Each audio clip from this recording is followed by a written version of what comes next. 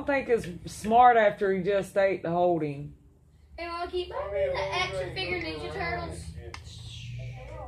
You want action figure Ninja Turtles? Yeah.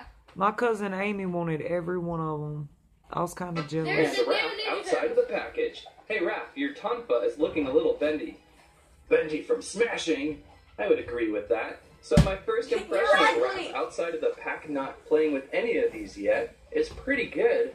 I'm seeing articulation everywhere. Turn it down. Raph is hyperinflated to be the largest of the turtles now. Kind of like what we saw with the movie line.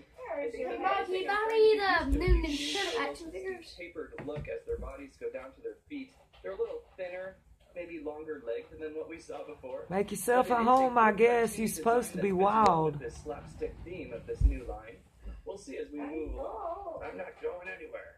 Yeah, I didn't think you would be, Raph. My new burger.